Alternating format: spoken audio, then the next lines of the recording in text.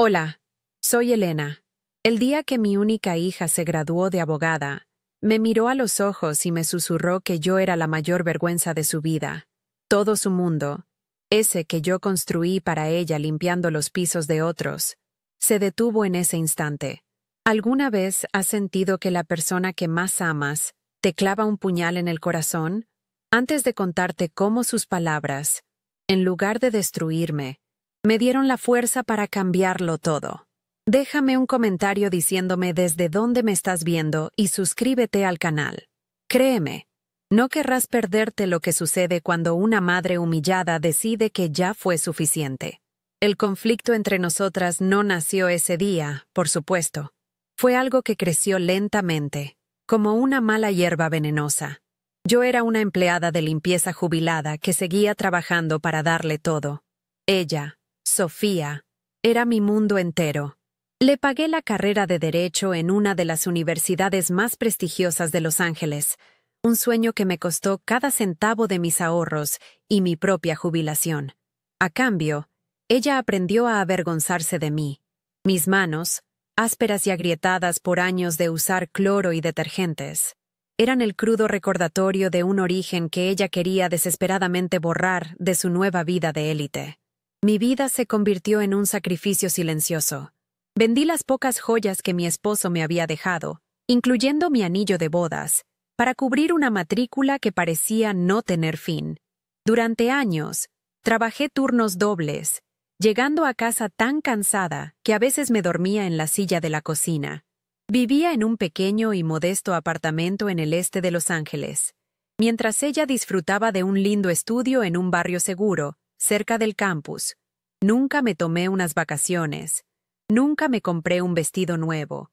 Cada dólar que ganaba iba directamente a su cuenta bancaria, a sus libros, a su ropa de marca, a la imagen que ella quería proyectar. Yo no lo veía como un sacrificio, sino como una inversión en su felicidad. Las señales de su vergüenza eran sutiles al principio, como pequeñas espinas que se clavaban en mi piel. Cuando quería verme, siempre era en una cafetería barata, lejos de su zona. Nunca en su apartamento si había riesgo de que apareciera una de sus amigas adineradas. Recuerdo una vez que la acompañé a comprar un traje para una entrevista. Me pidió que la esperara afuera de la boutique de lujo, como si mi simple presencia pudiera manchar la ropa que ella iba a tocar. En otra ocasión, la escuché hablar por teléfono con una amiga mientras yo estaba en su casa. «No es nadie, solo es la señora que limpia», dijo en voz baja. Yo estaba al otro lado de la puerta, y ese susurro me dolió más que un grito. Con el tiempo, la distancia entre nosotras se hizo más grande. No era solo una cuestión de los kilómetros que separaban nuestros barrios, sino de la forma en que me hablaba. Su tono se volvió condescendiente, casi como si le hablara a una niña. Empezó a corregir mi acento, diciéndome que sonaba muy de pueblo, y que debía esforzarme por hablar un inglés más neutro. Yo, la mujer que le había enseñado sus primeras palabras, la que le leía cuentos cada noche hasta que se quedaba dormida, ahora era una fuente de vergüenza lingüística. El mundo que yo le había construido con tanto esfuerzo ahora tenía reglas y códigos en los que yo, al parecer, ya no encajaba. La graduación debía ser la culminación de todos mis esfuerzos, el día más feliz de mi vida. Imaginaba verla caminar por ese escenario, recibir su diploma y saber que cada piso que fregué, cada baño que limpié, había valido la pena. Pero cuando le pregunté por la ceremonia, por las entradas para la familia, se puso nerviosa. «Ay, mamá, es un evento muy largo y formal. Te vas a aburrir», me dijo, evitando mi mirada. Además, casi no hay asientos. No me prohibió ir directamente, pero su mensaje era claro como el agua. «Tú no perteneces a ese lugar». Quería celebrar su éxito, pero sin la prueba viviente de sus orígenes humildes sentada entre el público. A pesar de todo, no pude quedarme en casa. Era imposible. Una madre no puede faltar al momento más importante en la vida de su hija. Así que saqué del armario mi mejor vestido, uno azul sencillo que había comprado hacía más de 10 años para la boda de una prima. Tomé 2 autobuses para cruzar la ciudad, con el corazón en un puño, una mezcla de nervios y una terca esperanza. No planeaba hablar con ella ni avergonzarla. Solo quería verla, desde lejos, escondida en algún rincón. Solo necesitaba presenciar ese momento para sentir que todo mi sacrificio había tenido un propósito. Solo un vistazo. Eso era todo lo que pedía. Al llegar al campus, me sentí como si hubiera entrado en otro país. Los edificios de ladrillo rojo eran imponentes, rodeados de jardines tan verdes y perfectos que no parecían reales. Vi a los otros padres llegar en sus autos de lujo. Mercedes, BMWs, Audis. Las madres llevaban vestidos de diseñador y joyas que seguramente costaban más que mi apartamento entero. Los padres, con sus trajes caros y relojes brillantes, reían con una confianza que yo jamás había conocido. Me sentí increíblemente pequeña e invisible, aferrada a mi viejo bolso de mano como si fuera un salvavidas en medio de un océano de riqueza y poder. Encontré un lugar en la parte de atrás del inmenso auditorio, de pie, detrás de una columna de mármol, donde esperaba que nadie me notara. El lugar estaba lleno de gente elegante y feliz. Busqué a mi hija entre la multitud de graduados y finalmente la vi. Estaba radiante con su toga y birrete, riendo a carcajadas con un grupo de amigos. Se veía tan hermosa, tan segura de sí misma. Sus padres estaban cerca. El padre de una de sus amigas miraba la hora en un Rolex de oro que brilló bajo las luces. Por un instante, mi corazón se llenó de un orgullo tan inmenso que me hizo olvidar dónde estaba. Pero entonces, sus ojos barrieron la multitud y se encontraron con los míos. La sonrisa se congeló en su rostro. Su expresión cambió de la alegría al más puro horror. Vi cómo su rostro se transformaba en una máscara de ira contenida. Dejó a sus amigos con una excusa rápida, una sonrisa forzada que no le llegaba a los ojos, y comenzó a caminar hacia mí. Cada paso que daba resonaba en el suelo de mármol como un martillo golpeando mi pecho. Sentí las miradas de los otros padres clavándose en mí. Una mujer con un collar de perlas que valía más que mi vida entera me miró de arriba abajo, con una mezcla de curiosidad y desdén. El aire, antes lleno de alegría y orgullo, se volvió pesado, espeso, casi imposible de respirar. Yo solo quería hundirme en el suelo, desaparecer detrás de esa columna que ya no me parecía un escondite suficiente. Sabía lo que venía. El instinto de una madre nunca se equivoca, y el mío me gritaba que huyera de allí. Se detuvo frente a mí, tan cerca que pude oler su perfume caro, una fragancia floral y sofisticada que yo nunca podría permitirme. Su cuerpo estaba tenso, sus puños apretados a los costados. No levantó la voz, no necesitaba hacerlo. Su susurro fue más afilado que cualquier cuchillo. «¿Qué estás haciendo aquí?», siseó, con los dientes apretados. «Te dije específicamente que no vinieras». Sus ojos, esos mismos ojos que yo había visto llenarse de lágrimas por una rodilla raspada o de emoción en su primer día de escuela, ahora me miraban con un frío que me heló los huesos. Era como si estuviera viendo a una extraña, a una intrusa que había invadido su espacio sagrado. No había ni una pizca de la niña que yo había criado. Solo había una mujer enfurecida por mi presencia. Yo solo quería verte, mi amor. Logré balbucear, con la voz rota. Las palabras se me atoraban en la garganta, ahogadas por un nudo de dolor. No iba a molestar. Solo quería ver tu momento desde lejos. Mi explicación sonaba patética incluso para mis propios oídos. Ella soltó una risa corta, amarga, sin rastro de humor. ¿Mi momento? Lo estás arruinando, replicó, su voz un veneno destilado. Mírate, ¿no te das cuenta de cómo te ves? Sus ojos recorrieron mi vestido azul, mi viejo bolso, mis zapatos gastados. Cada parte de mí parecía ofenderla profundamente.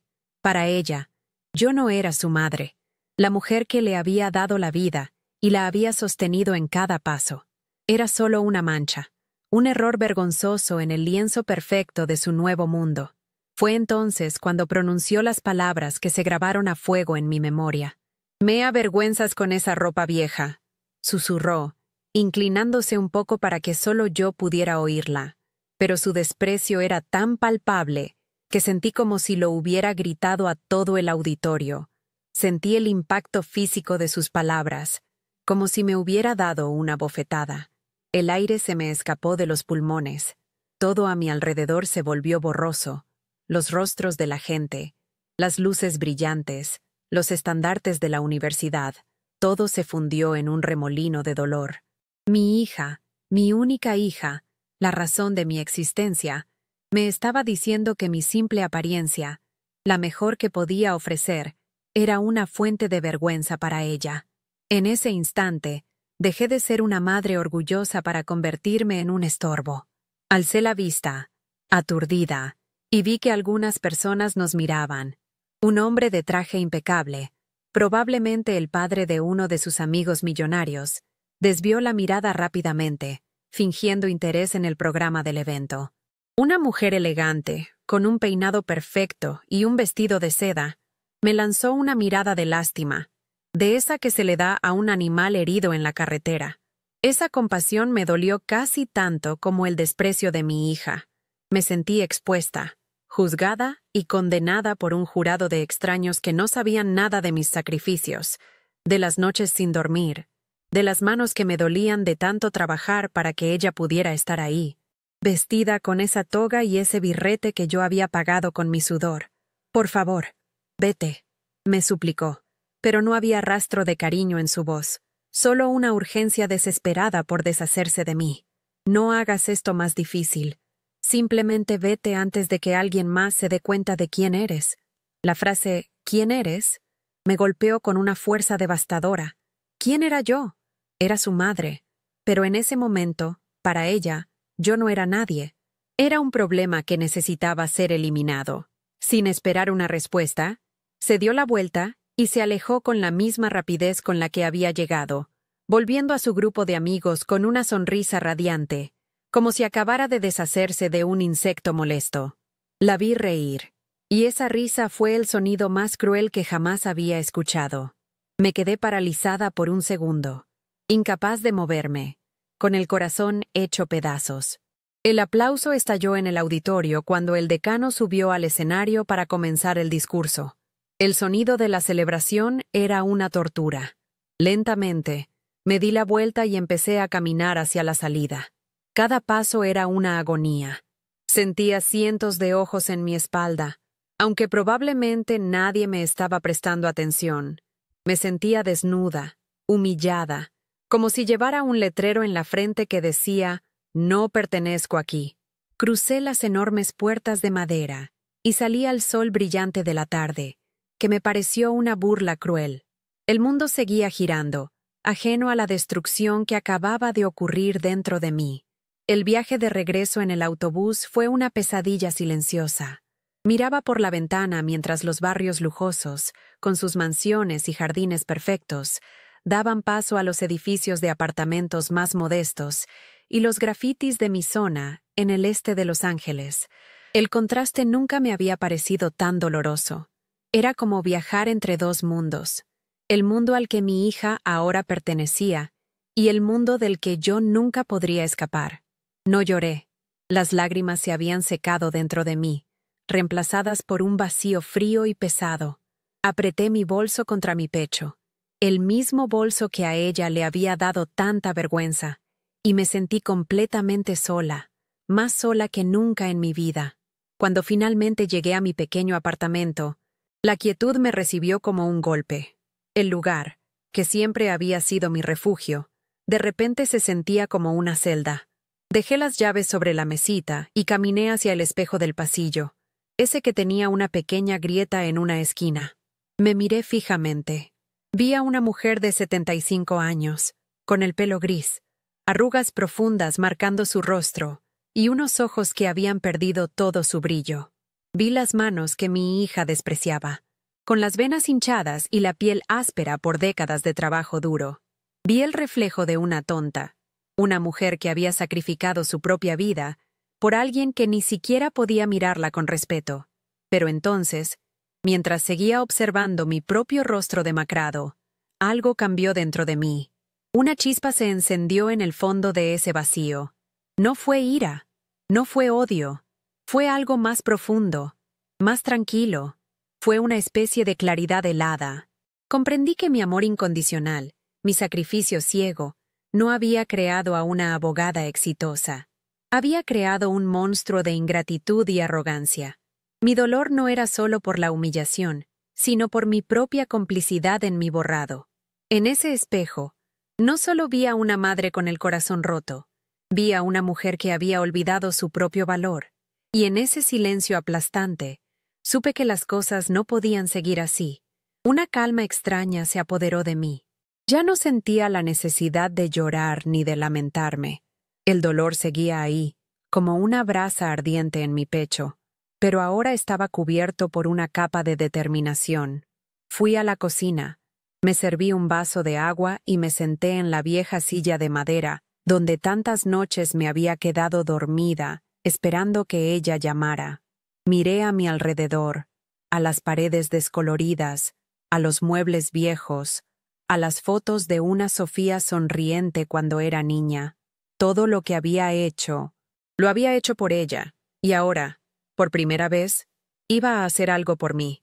No sabía exactamente qué, pero sentía que una puerta se había cerrado para siempre, y otra, mucho más difícil, estaba a punto de abrirse.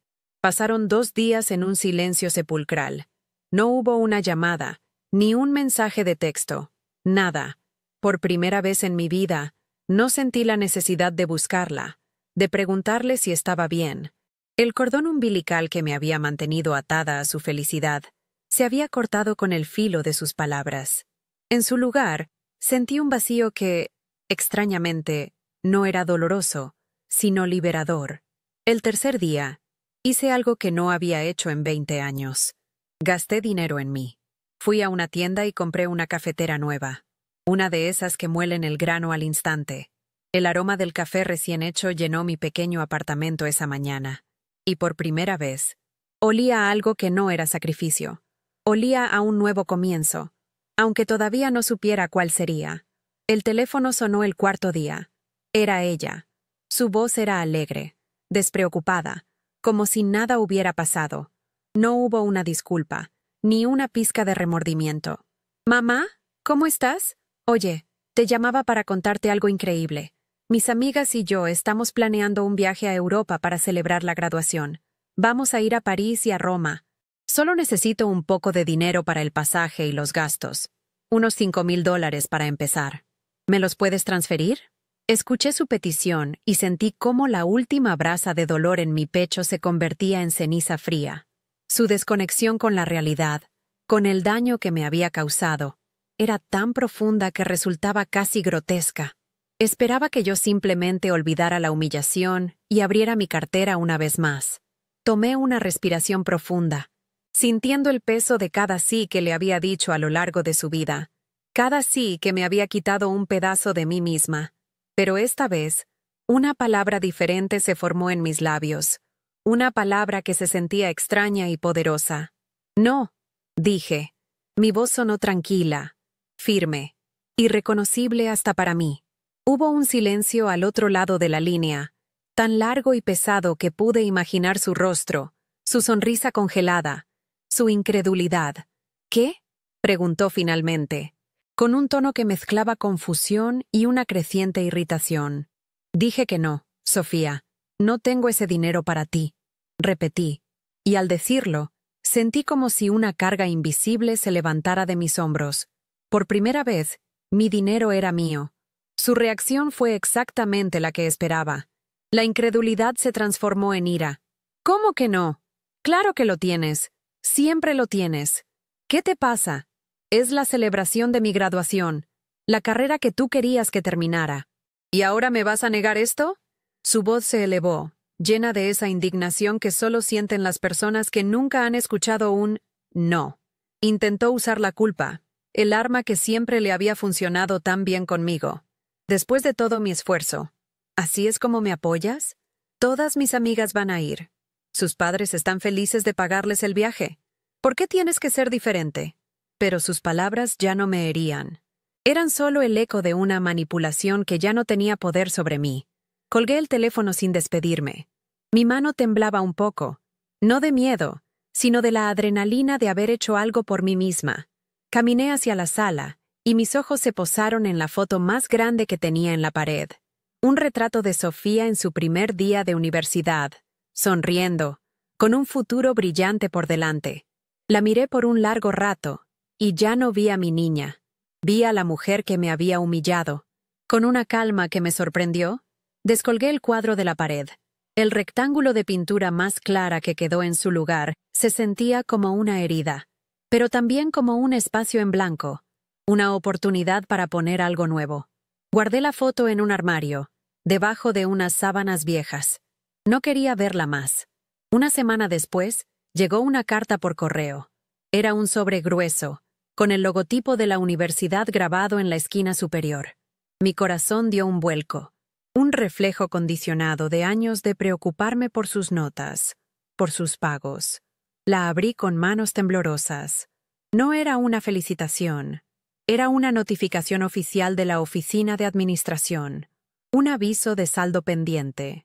3 cuotas de la matrícula final no habían sido pagadas. El total ascendía a $25,000. El documento explicaba fríamente que, hasta que la deuda no fuera saldada en su totalidad, su título de abogada sería retenido. No podría registrarse en el colegio de abogados ni ejercer la profesión. Su futuro estaba congelado. Leí la carta 2 veces, luego una tercera. El dinero. Era el último gran trozo de mis ahorros, el dinero que había guardado religiosamente para ese pago final. El dinero que, en mi ceguera de madre, planeaba transferirle esa misma semana, antes de la humillación en el auditorio. Sentí una oleada de algo que no era alegría, sino una especie de justicia poética, fría y afilada. El universo, a su manera, me había dado un poder que yo no había pedido. Tenía en mis manos la llave del futuro de mi hija, el mismo futuro por el que ella me había despreciado. Una sensación de calma helada me invadió. No sentí pánico ni angustia. Solo una claridad absoluta sobre lo que tenía que hacer. Doblé la carta con cuidado y la guardé en el cajón de la mesita de noche, junto a mi viejo anillo de bodas, el que no había vendido. No la llamé. No le envié un mensaje. Decidí esperar. Sabía que ella, en su arrogancia, probablemente ni siquiera había revisado su propio estado de cuenta. Daba por sentado que yo, su madre, la cajera automática incondicional, ya se habría encargado de todo. Así que esperé. Los días pasaron. Me dediqué a limpiar mi apartamento a fondo, a reorganizar los muebles, a tirar cosas viejas que ya no necesitaba. Cada objeto que desechaba se sentía como si estuviera limpiando mi propia vida, haciendo espacio para algo nuevo. La llamada que esperaba nunca llegó. En su lugar, una noche, escuché un golpeteo frenético en mi puerta. No eran los toques suaves y educados de un vecino. Eran golpes fuertes, urgentes, casi violentos. Mi corazón empezó a latir con fuerza. Sabía quién era. Miré por la mirilla y la vi. Su cabello, normalmente perfecto, estaba desordenado. Su rostro estaba pálido, contraído por el pánico. Llevaba la misma ropa cara de siempre, pero su aura de superioridad se había desvanecido por completo. Parecía una niña asustada. Respiré hondo, preparándome para la tormenta que estaba a punto de desatarse en mi pequeña sala de estar. Abrí la puerta lentamente. Sofía ni siquiera me saludó. Entró como un torbellino, empujándome a un lado. En su mano, temblando, sostenía una carta idéntica a la que yo tenía guardada en mi cajón. ¿Qué demonios es esto?, gritó, agitando el papel frente a mi cara. Su voz era aguda, casi histérica. «Recibí esto hoy. Dice que debo $25,000. ¿Por qué no lo pagaste? Se suponía que tenías que pagarlo». Sus ojos me acusaban, como si el error hubiera sido mío. No había ni rastro de la mujer sofisticada y fría de la graduación. Frente a mí solo había una niña malcriada a la que le acababan de quitar su juguete más preciado. Su futuro perfecto, servido en bandeja de plata. La miré en silencio por un momento, observando cómo su pánico desfiguraba sus facciones usualmente compuestas. Su costosa blusa de seda estaba arrugada, y una uña perfectamente manicurada tenía el esmalte saltado, probablemente por la fuerza con la que había estado golpeando mi puerta. Era la misma ropa de marca que usaba para impresionar a sus amigos y futuros colegas, pero en ese momento solo la hacían parecer una niña disfrazada de adulta, una niña a la que le habían quitado su dulce. No sentí lástima, no sentí ira, solo una extraña y desoladora calma. El caos estaba fuera de mí, en su rostro, en su voz, pero por dentro, yo estaba en el ojo del huracán, quieta y en paz. No lo pagué, respondí finalmente, con una voz tan serena que pareció sorprenderla a ella tanto como a mí. Las palabras flotaron en el aire tenso de mi pequeña sala, simples, directas, innegociables. Su boca se abrió y se cerró un par de veces, como un pez fuera del agua. La incredulidad luchaba con la furia en sus ojos. Estaba tan acostumbrada a que yo resolviera todos sus problemas, a que fuera la red de seguridad invisible debajo de su vida perfecta, que la idea de que yo, voluntariamente, hubiera fallado en mi deber, era algo que su mente no podía procesar. Era como si le hubiera dicho que el sol había decidido no salir esa mañana. Era un imposible, una alteración fundamental en el orden de su universo. ¿Cómo que no lo pagaste? ¿Estás loca?, explotó, su voz subiendo varias octavas. Tengo una oferta de trabajo en uno de los bufetes más importantes de la ciudad. Tengo que presentar mis credenciales la próxima semana. Mi vida entera depende de ese título. ¿No lo entiendes? Todo por lo que trabajé, todo por lo que tú trabajaste, se irá a la basura si no pagas esa deuda ahora mismo. Gesticulaba salvajemente, el papel temblando en su mano. La ironía de sus palabras me golpeó con fuerza. Estaba preocupada por el trabajo que yo había pagado, por el futuro que yo había construido, pero no se había preocupado por la madre a la que había desechado en el camino. En lugar de responderle, caminé lentamente hacia la cocina, abrí el grifo y llené un vaso con agua. Mis movimientos eran deliberados, sin prisa. Cada segundo de mi calma parecía aumentar su frenesí. Pude sentir su mirada siguiéndome, cargada de impaciencia y confusión. Bebí un sorbo de agua, sintiendo el líquido frío bajar por mi garganta. Era un gesto pequeño, mundano, pero en ese momento se sintió como un acto de poder. Le estaba demostrando que su pánico ya no me controlaba, que su urgencia ya no era la mía. Yo estaba operando en mi propio tiempo, bajo mis propias reglas, por primera vez en décadas. El silencio en la cocina era mi respuesta, y era más fuerte que cualquiera de sus gritos. Cuando volví a la sala, ella había cambiado de táctica. Las lágrimas ahora corrían por sus mejillas, dejando surcos oscuros en su maquillaje perfecto. Su voz se había suavizado, convirtiéndose en un susurro lastimero. «Mamá, por favor», dijo, acercándose a mí. «Sé que estás enojada conmigo. Lo entiendo. Fui una tonta en la graduación. De verdad lo siento. Estaba estresada, nerviosa. No quise decir lo que dije. Por favor, solo paga la matrícula. Te lo compensaré, te lo juro. Haré lo que quieras, pero por favor, no arruines mi futuro por un error estúpido».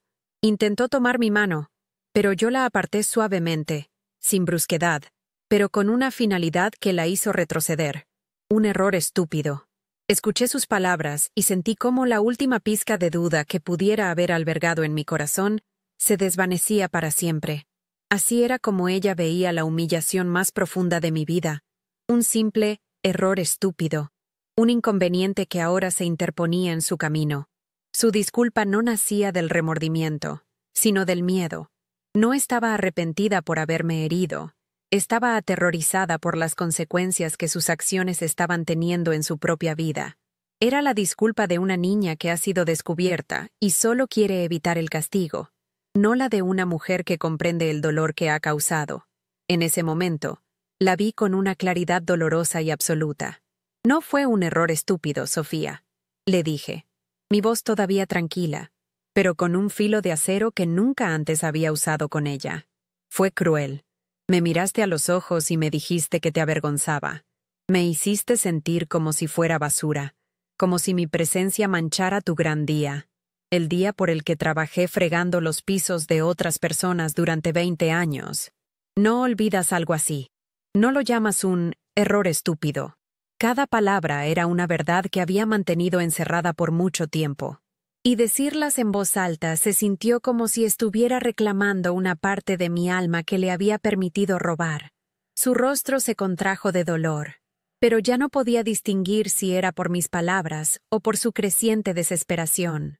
«Pero te estoy pidiendo perdón», sollozó, su voz volviéndose aguda de nuevo.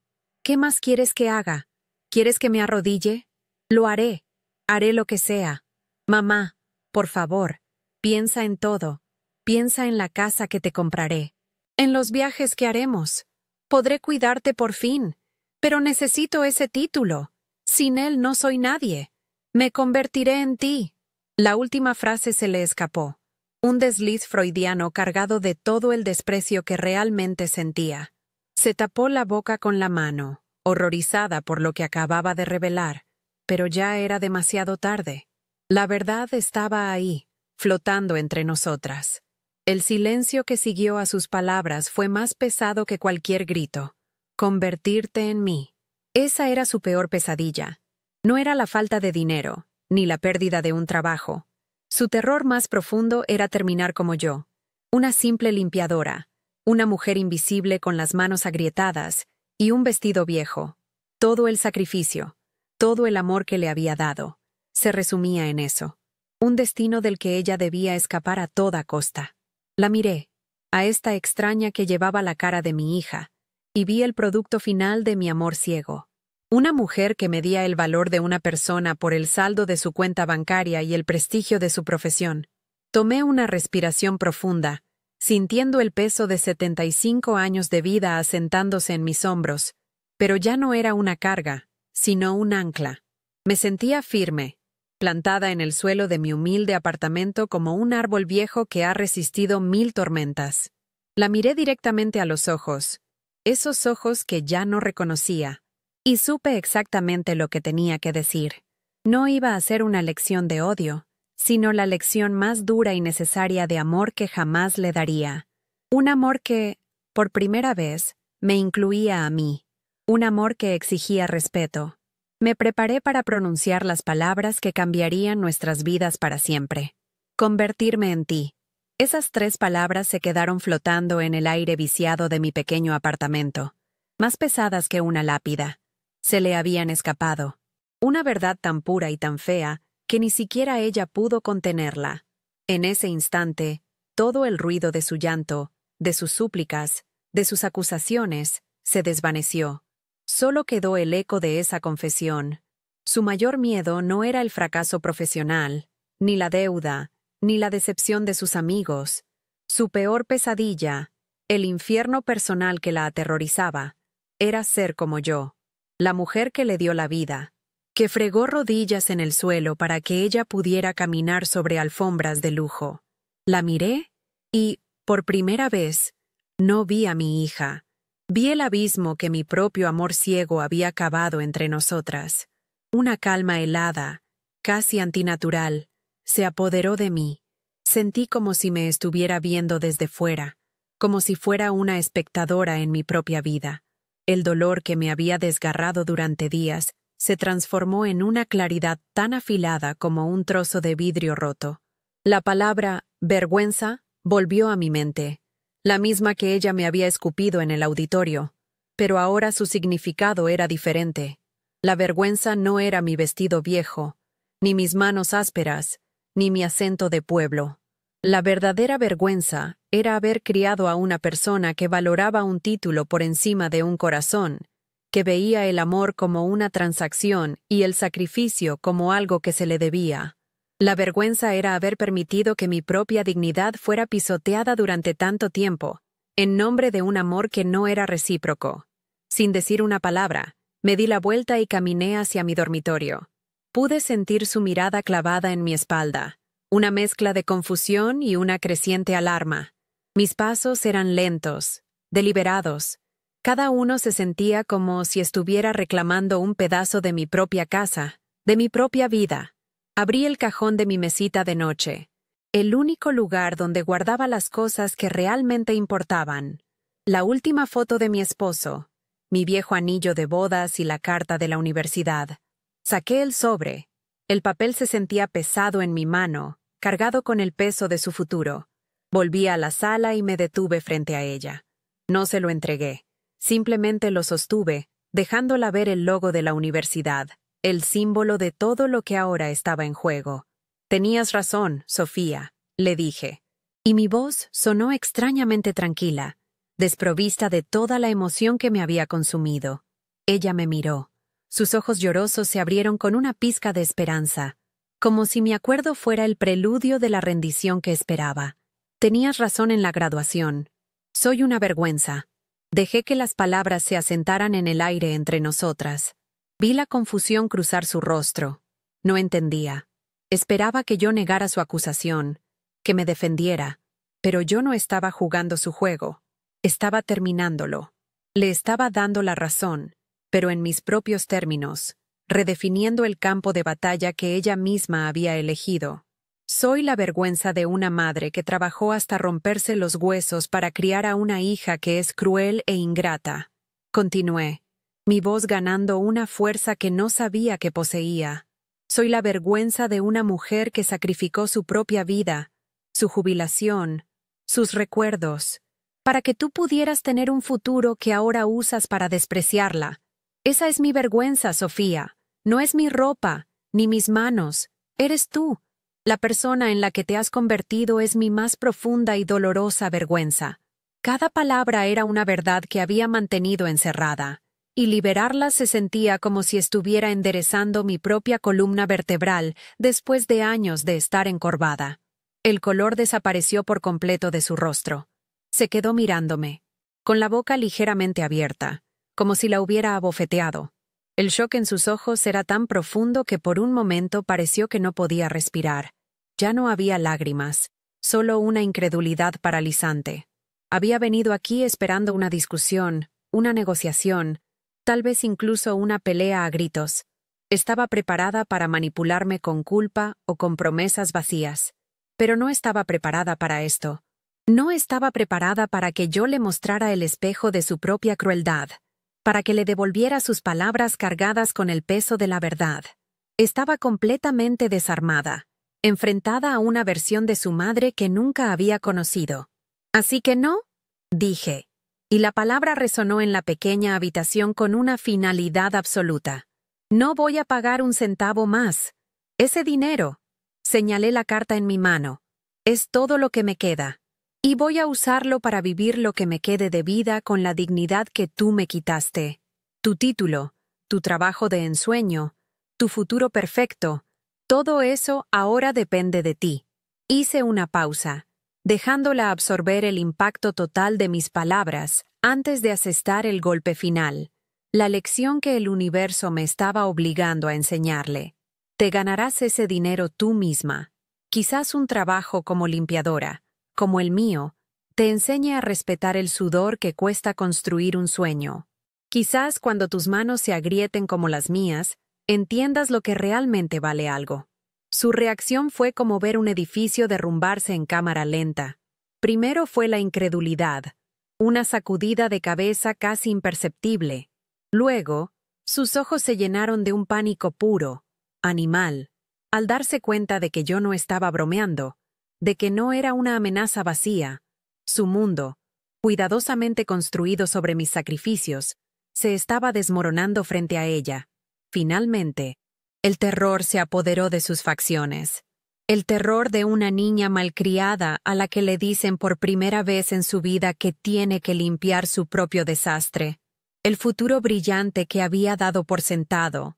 El puesto en el prestigioso bufete. El viaje a Europa. Todo se evaporó en ese instante, reemplazado por la imagen de sus manos perfectas, sosteniendo un trapo y un cubo.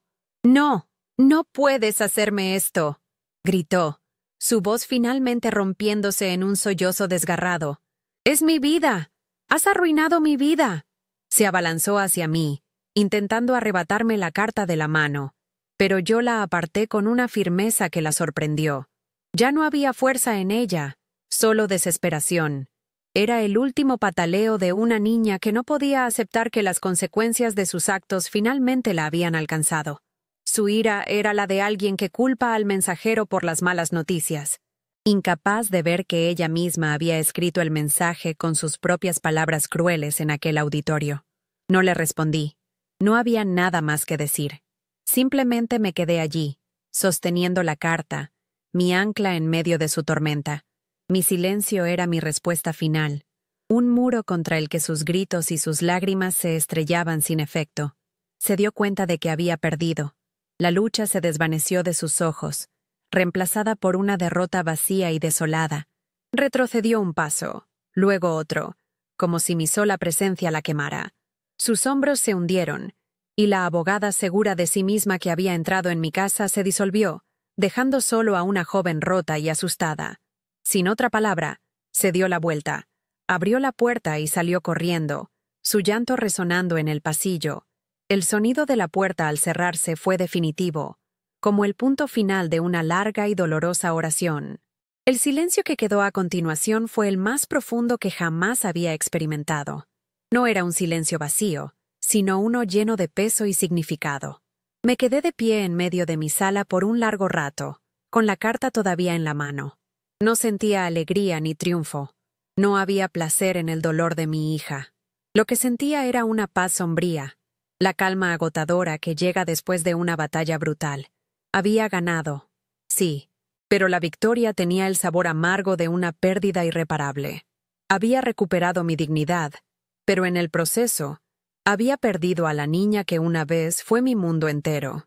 Al día siguiente, el silencio en mi apartamento era diferente. Ya no se sentía como soledad, sino como un espacio vacío esperando ser llenado con algo nuevo. Hice algo que no había hecho en años. Me di un capricho.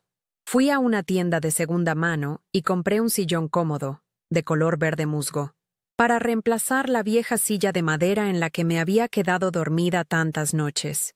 Luego, con una parte de ese dinero que ahora era mío, llamé a un pintor para que cubriera las paredes descoloridas con un blanco brillante y limpio. Cada pincelada se sentía como si estuviera borrando las sombras del pasado. No era un lujo, era una necesidad. Estaba reclamando mi hogar, mi vida, mi propio espacio. Por primera vez, mi casa no era un simple lugar de descanso entre trabajos, sino un santuario que estaba construyendo solo para mí.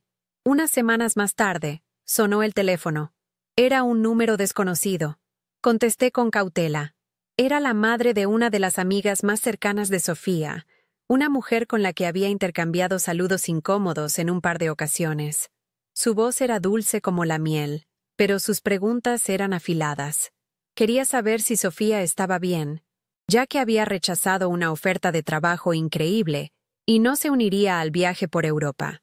Era evidente que buscaba chismes para compartir en su círculo de amigas adineradas, quizás para regodearse con la caída de mi hija.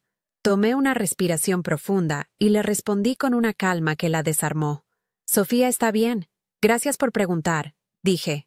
«Simplemente ha decidido tomar un camino diferente, uno que debe recorrer por su cuenta».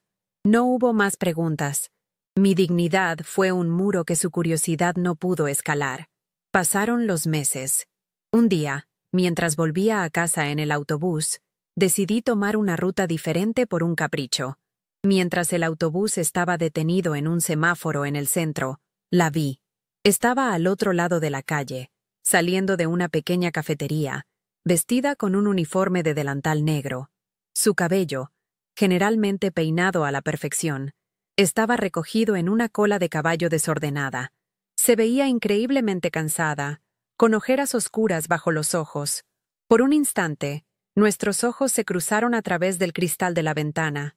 No vi ira en su mirada, ni desprecio. Solo vi un agotamiento profundo y una especie de resignación. Mi corazón de madre dio un vuelco doloroso, un instinto primario de correr y abrazarla, pero me quedé quieta. El autobús arrancó y su figura se hizo pequeña hasta desaparecer. Ese era su camino ahora, no el mío. Con los $25,000, no compré un auto de lujo ni ropa de diseñador. Hice lo que debía haber hecho hace mucho tiempo. Aseguré mi propio futuro. Pagué el resto de la hipoteca de mi pequeño apartamento, un documento que ahora llevaba mi nombre, libre y claro. El resto lo puse en una cuenta de jubilación segura, un colchón para los años que me quedaban, y con una pequeña parte, hice algo que siempre había soñado. Tomé un autobús a Santa Mónica y pasé todo el día sentada en la arena, viendo las olas ir y venir. Sentí la brisa salada en mi rostro y el calor del sol en mi piel. Fue la primera vez en mi vida que no me sentí culpable por descansar, por disfrutar de un momento que no estaba dedicado a ella. Esa paz, esa simple y profunda paz, valía más que cualquier título universitario. Pasó un año. Mi vida se asentó en una rutina tranquila y predecible que me encantaba. Me uní a un pequeño jardín comunitario en mi barrio, donde aprendí a cultivar tomates y hierbas. Hice amistad con otras mujeres de mi edad, viudas como yo, con las que compartía café por las mañanas y largas conversaciones por las tardes. Hablábamos de nuestros hijos, de nuestros nietos, de las alegrías y las penas de una vida larga. Nunca les conté toda la historia de Sofía, pero no necesitaba hacerlo. Ellas entendían el lenguaje silencioso del sacrificio y la resiliencia. El dolor agudo de la humillación se había convertido en una cicatriz sorda, un recordatorio de la mujer en la que me había convertido, no por mi hija, sino a pesar de ella. Una tarde, al revisar el correo, encontré un sobre que no era una factura ni publicidad. Tenía mi dirección escrita a mano, con una caligrafía que reconocí al instante. Era de Sofía. Mi corazón empezó a latir con una fuerza que me asustó. Lo sostuve en mis manos por un largo rato, sintiendo el peso del papel, el peso de todo lo que había entre nosotras. Una parte de mí quería romperlo sin leerlo, tirarlo a la basura y seguir con mi vida tranquila. Pero otra parte, la madre que nunca muere del todo, necesitaba saber. Con los dedos temblando, rompí el sello y saqué la única hoja de papel que había dentro. Me senté en mi nuevo sillón verde, me preparé para el dolor y empecé a leer. La carta era corta, apenas 2 párrafos. No había súplicas, ni acusaciones, ni promesas vacías. Con una prosa directa y sin adornos, me contaba que había estado trabajando en 2 empleos durante el último año. De día como asistente en un pequeño despacho de abogados que ayudaba a inmigrantes, y de noche como mesera en un restaurante. Escribió que había ahorrado casi la mitad del dinero que debía, y que había negociado un plan de pagos con la universidad. No pidió perdón con esas palabras exactas, pero una frase al final de la carta se me clavó en el alma. Ahora entiendo cuánto cuesta una taza de café, escribió. Esa simple frase contenía más verdad y arrepentimiento que todas las lágrimas que había derramado en mi sala. Leí la carta varias veces, dejando que cada palabra se asentara. No hubo una oleada de alegría, ni el deseo de llamarla para una reconciliación de película. La herida era demasiado profunda, el abismo entre nosotras demasiado ancho para ser cruzado con una simple carta. Pero sentí algo parecido a la paz. La lección, la dura y cruel lección que me vi obligada a darle, había sido aprendida. Doblé la carta con cuidado y la guardé en el cajón de mi mesita de noche, junto a la foto de mi esposo y mi viejo anillo de bodas. Era el final de un capítulo. No un final feliz, pero sí uno justo. Ella estaba construyendo su propio futuro, con sus propias manos, y yo, por fin, estaba viviendo mi propia vida.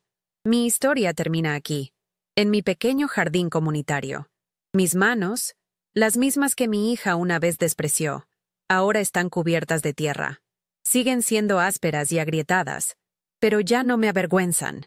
Son las manos de una superviviente, las manos de una mujer que aprendió a cultivar su propia felicidad. A veces, mientras cuido mis plantas de tomate, miro hacia el cielo de Los Ángeles y pienso en ella. No sé si algún día volveremos a hablar. Quizás no, pero ya no siento dolor, solo una extraña y serena aceptación. He aprendido que el amor más importante es el que te tienes a ti misma, y que la verdadera dignidad no te la da nadie. La cosechas tú misma, con tu propio sudor, bajo tu propio sol. Si conoces a alguien que necesite escuchar este mensaje de confianza en uno mismo, por favor, Comparte este video. No olvides suscribirte para más historias sobre cómo encontrar tu propio camino, incluso cuando no es el que los demás esperan. Gracias por escucharme. Lo que aprendí en este largo y doloroso camino no es una lección sobre la venganza o el rencor. Es algo mucho más profundo, algo que creo que muchos de ustedes entenderán en lo más hondo de su ser.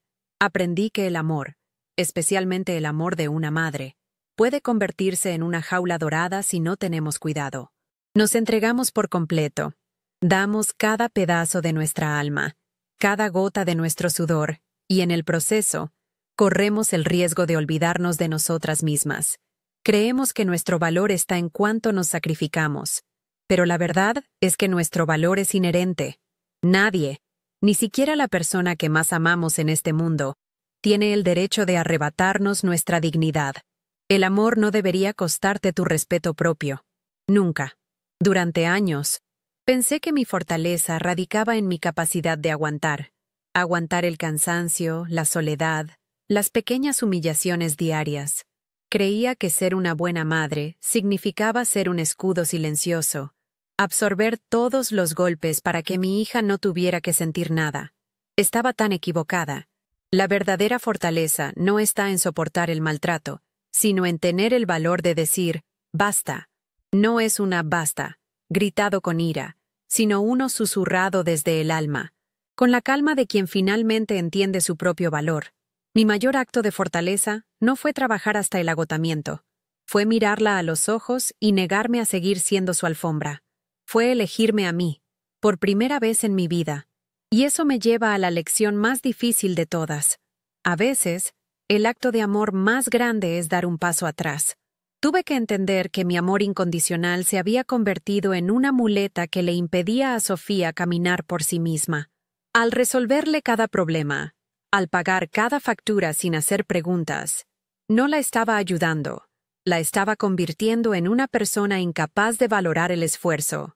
El amor verdadero no es ciego. El amor verdadero ve los defectos, las grietas, y a veces, para sanar, tiene que dejar de poner curitas. Tiene que permitir que la otra persona sienta el frío, el hambre, el peso de sus propias decisiones. Solo así se puede construir un respeto genuino, primero por uno mismo y luego por los demás. El mundo nos bombardea con imágenes de éxito.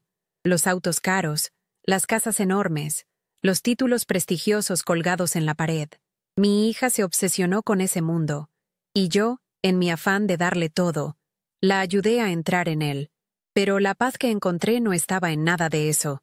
La encontré en el silencio de mi apartamento recién pintado, en el sabor del café de mi nueva cafetera, en el calor del sol en mi rostro junto al mar. La encontré en la tierra bajo mis uñas mientras cuidaba de mis plantas. Esas pequeñas cosas, esos momentos que el dinero no puede comprar, son los que de verdad nos sostienen. La felicidad no es un destino de lujo al que se llega. Es el simple y humilde camino que recorres cada día. No les voy a mentir. No hay un día en que no piense en mi hija. La herida de una relación rota con un hijo nunca sana por completo. Pero el dolor agudo se ha transformado en una melancolía serena. He aceptado que la niña que crié ya no existe, y la mujer en la que se convirtió tiene que encontrar su propio camino. Y yo tengo que recorrer el mío. Soltar no significa dejar de amar. Significa amar desde una distancia segura, una distancia que protege tu propia paz. Significa entender que no puedes controlar las decisiones de los demás, pero sí puedes controlar cómo dejas que esas decisiones te afecten. Y yo he decidido que no me afectarán más. Si estás pasando por una situación similar, si sientes que has dado todo y a cambio solo has recibido desprecio o indiferencia, quiero que te mires al espejo. Mírate bien. No veas las arrugas, ni el cansancio, ni los errores del pasado. Mira a la persona que ha sobrevivido a todo. Tus manos, tu historia, tus sacrificios, no son motivo de vergüenza. Son tus medallas de honor, el testimonio de una vida vivida con amor y resiliencia. No esperes a que alguien más reconozca tu valor. Reconócelo tú. Eres suficiente, exactamente como eres. Tu dignidad no es algo que se negocia, es tu derecho de nacimiento. No dejes que nadie te lo quite. Mi historia no es única. Sé que hay miles de Elenas por ahí, luchando en silencio, con el corazón roto. Si este mensaje te ha tocado, si ha puesto palabras a un dolor que llevas dentro, por favor, compártelo. A veces, saber que no estamos solos es el primer paso para encontrar nuestra propia fuerza. Suscríbete al canal para escuchar más historias que nos recuerdan que, incluso en los momentos más oscuros, tenemos el poder de reescribir nuestro final. Gracias por abrirme tu corazón y por permitirme contarte mi verdad.